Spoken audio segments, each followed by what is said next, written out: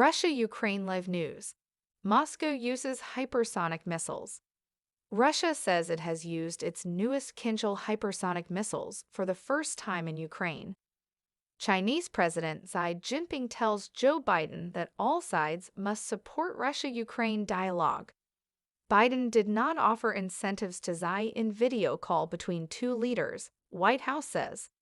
First United Nations aid convoy arrives in the eastern Ukrainian city of Sumy. Ukraine says more than 9,100 people were evacuated from Ukrainian cities through humanitarian corridors on Friday. More than half of those evacuated, 4,972 people, left the besieged city of Mariupol. UN says 6.5 million people have been internally displaced due to the war. Local police in the town of Makariv near Kyiv say at least 7 people were killed and 5 others injured following a mortar attack by Russian forces.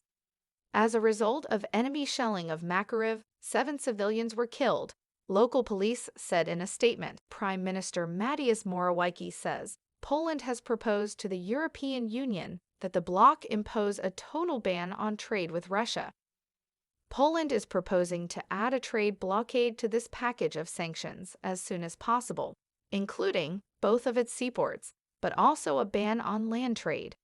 Fully cutting off Russia's trade would further force Russia to consider whether it would be better to stop this cruel war. Morawiecki said earlier this week EU member states agreed on a 4th package of sanctions against Russia. Details were not disclosed, but the French presidency said Russia's most favored nation trade status would be revoked. Earlier this week, EU member states agreed on a 4th package of sanctions against Russia. Details were not disclosed, but the French presidency said Russia's most favored nation trade status would be revoked. Russia denies targeting civilians